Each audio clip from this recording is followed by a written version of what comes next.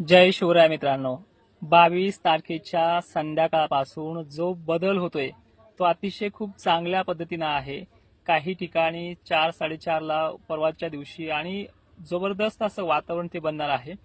आणि माझी एक विनंती आहे, पहिले 22च्या संध्याकाळी पडलेला पाऊस आणि त्याच्यावरती 2 दिवस चांगला पाऊस पडू द्या, म्हणजे एक तर दिवस चांगला पाऊस पडू द्या 22चा आणि 23चा. नंतर पेरणीचा निर्णय करा, कारण की अनेक जण पेरणीची घाई करण्यामध्ये आहे, धुरळ पेरणी करण्याच्या तयारीत आहे, तर ती करू नका. आणि तसंही आपल्याकडनं यंदा पेरणीचा सल्ला दिलेला नाहीये. पण ह्या परवाच्या दिवशी, म्हणजे आता फक्त उद्याची 21 तारीखच आडवी आहे, तर ह्या परवाच्या दिवशी 22च्या संध्याकाळपर्यंत मराठवाड्यामध्ये, पश्चिम महाराष्ट्रात, खानदेशात आणि विदर्भात हा अनेक भागांना घेणार आहे. आणि त्याच्या दुप्पट जी व्याप्ती आहे ती 23ला आहे. त्यामुळे 2 दिवस त्याला चांगला पडू द्या आणि पेरणीच्या नंतर नंतर घ्या. आणि सगळ्यात महत्वाचं, आज आहे 20 जून. आजच्या 20 तारखेला सुद्धा बऱ्यापैकी बदल तुम्हाला संध्याकाळी पाहायला मिळणार आहे. फक्त आज मोजके मोजके लोकेशन्स आहेत, ज्यामध्ये मराठवाड्यामध्ये काही आहेत, पश्चिम महाराष्ट्रात काही आहे, खानदेशमध्ये बी आहेत आणि विदर्भातही काही तुरळक भाग आज तो सुरुवात करणार आहे. 21लाही संध्याकाळी तीच कंडिशन आहे. पण 22 जून जे आहे ती खूप चांगल्या पद्धतीनं मेघगर्जनेसह तर काही ठिकाणी जोरदार पावसाचं आगमन करणार आहे. 100% पहिल्या दिवशी व्याप्ती नसते, तुम्हालाही माहिती आहे. त्यामुळे 22-23चा फुल पाणी होऊ द्या आणि चौथ्या दिवशी पेरणी करा, म्हणजे 24 तारखेला पेरणी करा.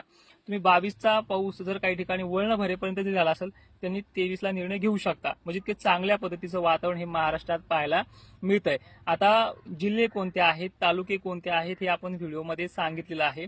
पण एक उत्कृष्ट प्रमाणात जे वातावरणाचं हे मराठवाड्याच्या बाबतीत बीड, जालना, त्याचबरोबर इकडे पाहायला आपण गेलो तर अहिल्यानगर क्षेत्र, संभाजीनगर क्षेत्र, जळगाव क्षेत्र, धाराशिव क्षेत्र सुद्धा चांगल्या पद्धतीने आहे. नांदेड पट्टे, हिंगोलीपर्यंत मजल चांगले आहे. आणि रात्री मध्यरात्री 22च्या संध्याकाळी 12 ते 1 वाजता वाशिमपर्यंत, अकोल्यापर्यंत ही खाली यवतमाळपर्यंत मजल आहे. पण इतका मोठा व्याप घेण्यासाठी त्याला 2 दिवस लागतील. त्यामुळे 22च्या संध्याकाळी हा पूर्ण होऊ द्या आणि 23ला सुद्धा पूर्ण त्याची व्याप्ती होऊ द्या. ठीक आहे. एक खूप चांगल्या पद्धतीची गुड न्यूज मागच्या 2-4 दिवसापासून तुमच्यासाठी घेऊन आलोय. त्यामुळे अनेक शेतकऱ्यांच्या मनामध्ये एक चांगलं बदल पाहायला मिळते. काही 2-4 जण असतात त्याच्याकडे मी तर लक्ष देत नाही, पण तुम्ही पण देऊ नका. एक चांगल्या पद्धतीचं वातावरण ह्या 2-3 दिवसामध्ये महाराष्ट्रात येतंय, म्हणजे 22च्या संध्याकाळी येते आणि आज त्याच्या 20 जून पासून त्याचा बदल होतोय.